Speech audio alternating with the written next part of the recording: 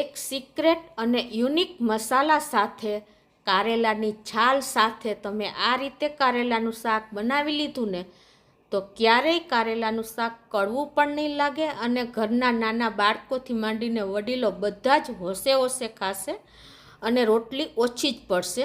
તો ચાલો આપણે બનાવવાનું ચાલુ કરીએ. હેલો ફ્રેન્ડ્સ, સુપર મેજિક રસોઈમાં મિત્રો હું આપનું સ્વાગત કરું છું. આજે હું એકદમ ટેસ્ટી એવી કારેલાનું શાકની રેસીપી તમારી સાથે શેર કરું છું. તો ચોક્કસ તમને ગમશે. ગમે તો લાઈક કરજો, શેર કરજો અને નવા મિત્રો સબસ્ક્રાઈબ કરવાનું તો હવે ભૂલતા જ નહીં.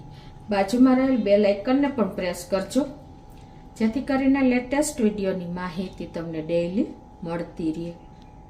અને મિત્રો બાજુમાં રહેલા હાઇપને પણ પ્રેસ કરજો જેથી કરીને અમને અમુક પોઈન્ટ્સ મળતા રહે.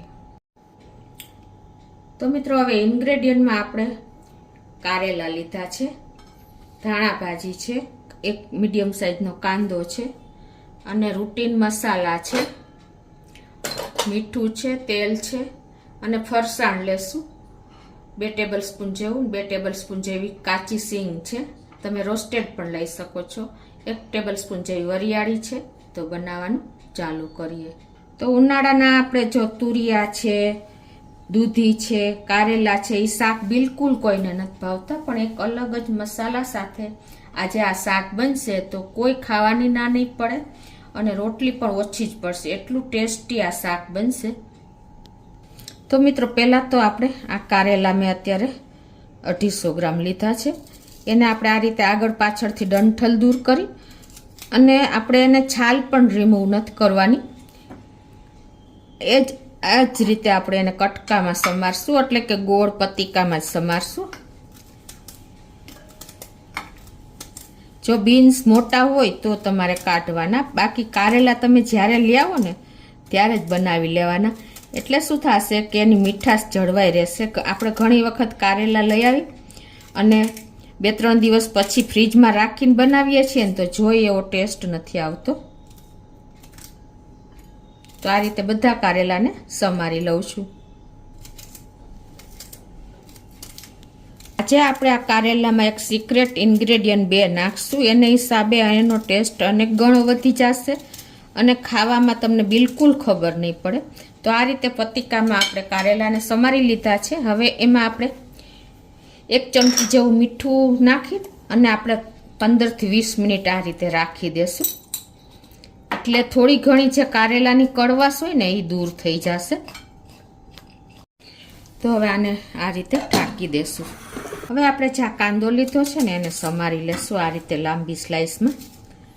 કાંદાને હિસાબે એકદમ ટેસ્ટ સરસ આવે છે. આ આપણે કારેલાનો ટેસ્ટ એકદમ સ્ટ્રોંગ હોય છે, એટલે આપણે બિલકુલ લસણનો ઉપયોગ નહીં કરીએ, કેમ કે લસણ પણ સ્ટ્રોંગ હોય છે. પણ કાંદો આપણે મીડિયમ સાઈઝનો એક નાખીએ છીએ.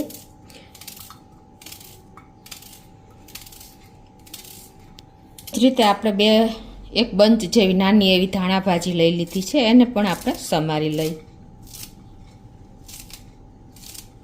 હવે આપણે આ 1 ટેબલ સ્પૂન જેવી વરિયાળી લીધી છે, એને આપણે અધકચરી મિક્સર જારમાં જ કરી લઈએ પલ્સ મોડ ઉપર. આપણે કારેલા એકદમ ગરમ હોય છે, એટલે આ રીતે એનો મસાલો માઇલ્ડ હશે ને તો એનો ટેસ્ટ મજા આવે એવો થશે. હવે આપણે જે આ ચણાના લોટને બદલે ફરસાણ લીધું છે, તમારી પાસે કોઈ પણ અવેલેબલ હોય ફરસાણ લઈ શકો છો.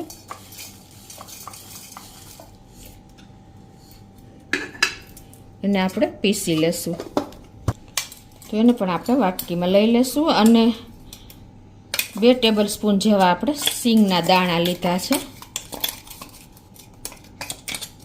એને પણ આપણે અધકચરા પીસી લેશું.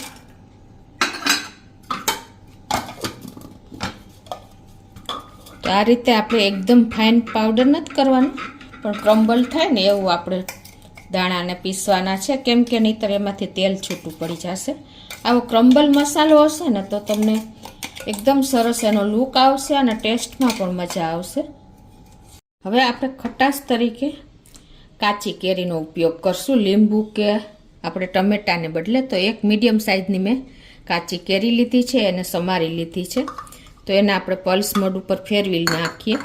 તમે આને ગ્રેટ પણ કરી શકો છો. તો આ રીતે આપણે એને વાટકીમાં પીસી લીધી છે, લઈ લેશું. હવે આને પણ આપણે 20 થી 25 મિનિટ જેવું થઈ ગયું છે. તો હવે આને પાણી આમાં નાખી અને આપણે એને ચોરીને ધોઈ લેશું. તો આ રીતે પાણીથી આપણે ચોરીને અને ધોઈ નાખશું, કેમ કે આપણે આમાં મીઠું ચડાવ્યું છે. તો આ રીતે આપણે મસરી અને 2 થી 3 પાણીએ ધોઈ નાખશું, એટલે જે કાંઈ પણ મીઠું ચડેલું હોય ને એ થોડુંક નીકળી જશે અને આપણા કારેલા પણ એકદમ સોફ્ટ થઈ જશે. આ રીતે તમે મીઠું ચડાવીને 15-20 મિનિટ રાખશો ને એટલે કડવાશ થોડી ઘણી નીકળી જશે, પ્લસ એકદમ સોફ્ટ જેવા થશે, જે આપણે એકદમ કઠણ કારેલા હોય, કડક કારેલા. તો આ રીતે આપણે એને નીચોવી અને લઈ લેશું.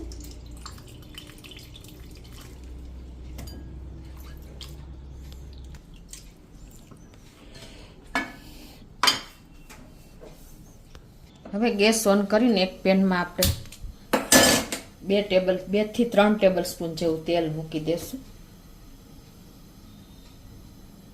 કેમ કે ભરેલું શાક ટૂંકમાં આપણે મસાલાવાળું શાક હોય તો તેલ થોડુંક ચડિયાતું રાખવાનું. તેલને ગરમ થવા દે મીડિયમ ફ્લેમ ઉપર. તો આપણું તેલ પણ ગરમ થઈ ગયું છે. અડધી ટીસ્પૂન જેવું આખું જીરું નાખશું અને 1/4 ટીસ્પૂન આપણે હિંગ નાખી દેશું. અને જે આપણા કારેલા ધોયા છે એને નાખી દેશું.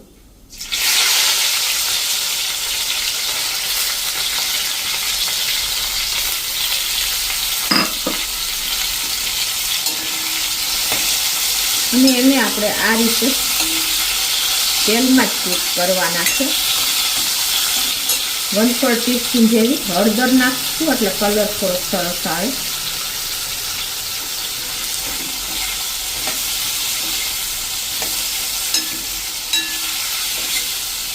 આપણે આમાં મીઠું નાખ્યું હતું એટલે અત્યારે મીઠું નથી નાખતા.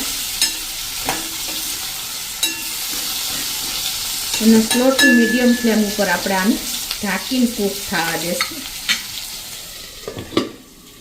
તો આ રીતે 3 મિનિટ જેવું થયું છે.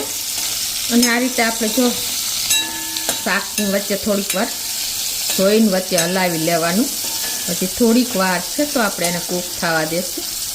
બ્રાઉન કલર બહુ ના આવે પણ કૂક થઈ જાય ને એવું સરસ આપણે આ શાકને કૂક કરવાનું છે. તો 5 મિનિટ જેવું થયું છે અને જો આપણું કારેલાનું શાક એકદમ સરસ કૂક થઈ ગયું છે.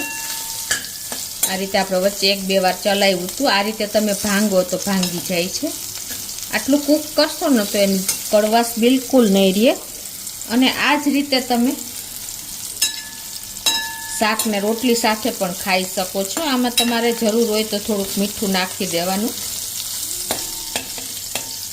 તો હવે એક વાટકામાં આપણે લઈ લેશું. ગેસની ફ્લેમ સ્લો કરી નાખી છે. હવે આપણે જે આ કારેલા સાંતળા ને એ જ તેલમાં મસાલો છે જ જીરું ને એ બધું, તો એમાં જ આપણે આ કાંદા સમાર્યા છે એને નાખી દેશું. અને ગેસની ફ્લેમ સ્લો રાખી અને કાંદાને આપણે થોડાક કૂક કરી લેશું ઢાંકીને. 1/4 ટીસ્પૂન જેટલું આપણે કાંદાના ભાગનું જ મીઠું નાખશું. હવે આપણે જે આ મસાલો પીસો છે ને ફરસાણનો એ 2 ટેબલ સ્પૂન લઈ લેશું. 2 ટેબલ સ્પૂન આપણે સિંગનો ભૂકો લઈ લેશું.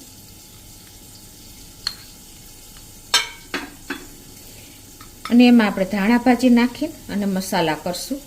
તમે તમારા ટેસ્ટ એકોર્ડિંગ ધાણા ભાજીમાં પણ વધઘટ કરી શકો છો. 1 ટીસ્પૂન જેવું આપણે કાશ્મીરી લાલ મરચું નાખશું. 1 ટીસ્પૂન આપણે રેશમ પટ્ટો એટલે કે તીખું લાલ મરચું નાખશું. 1/4 ટીસ્પૂન હળદર નાખશું. 1 ટીસ્પૂન ધાણા જીરું પાવડર નાખશું.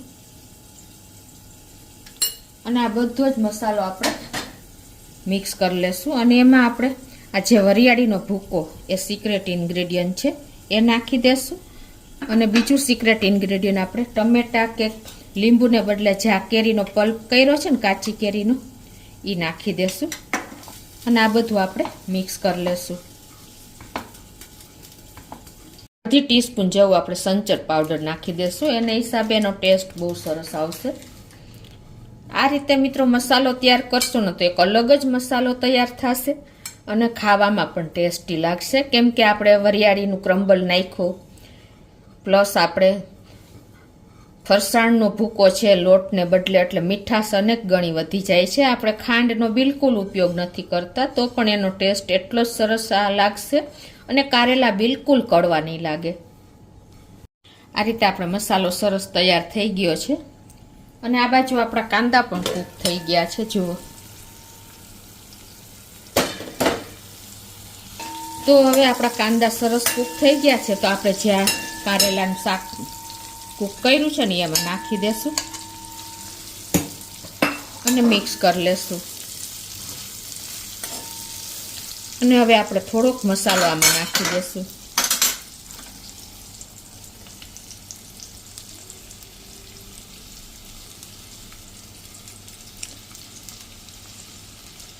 આપણે બધો નાખી જ દઈએ છીએ એટલે સાથે જ સરસ કૂક થઈ જાય.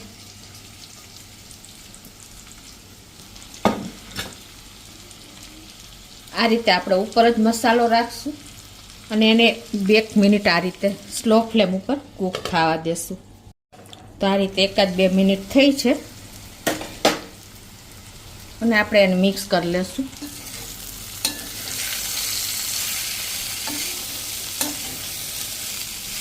હવે આપણે ગેસની ફ્લેમ મીડિયમ રાખી છે ને આ રીતે આપણે થોડુંક પાણી છાંટી દેશું એટલે મસાલો, કાંદા અને કારેલા બધું એક રસ થઈ જાય. અને પાછું આપણે ઢાંકી 1 મિનિટ સ્લો ફ્લેમ ઉપર થવા દેશું. તો આ રીતે 2 મિનિટ થઈ છે અને જુઓ આપણે કારેલા, કાંદા અને બધું એક રસ થઈ ગયું છે મસાલા સાથે. છે ને મિત્રો, જોતાં જ ખાવાની ઈચ્છા થઈ જાય ને. આ શાક તમે રોટલી, રોટલા, ભાત કોઈ પણ સાથે ખાઈ શકો છો. તો ઉપરથી આપણે થોડુંક લાલ મરચું નાખી દઈશું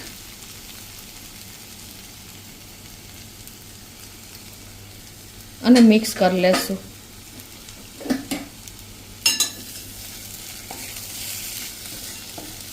તો ગેસ બંધ કરી દઉં છું અને એને આપણે સર્વ કરી લઈએ. જુઓ મિત્રો, એકદમ અલગ જ મસાલા સાથે આપણું કારેલાનું શાક રેડી છે. આ શાક ખાવાની કોઈ ના નહીં પાડે એટલું ટેસ્ટી અને એકદમ લાજવાબ છે.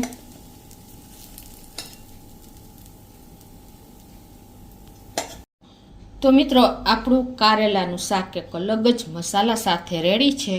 તો તમને બિલકુલ કારેલાની કડવાશનો અનુભવ નહીં થાય એટલું ટેસ્ટી બન્યું છે. તો ચોક્કસ તમે આ રીતે એકવાર ટ્રાય કરજો અને ગમે તો લાઈક કરજો, શેર કરજો અને નવા મિત્રો સબસ્ક્રાઈબ કરવાનું હવે ના ભૂલતા.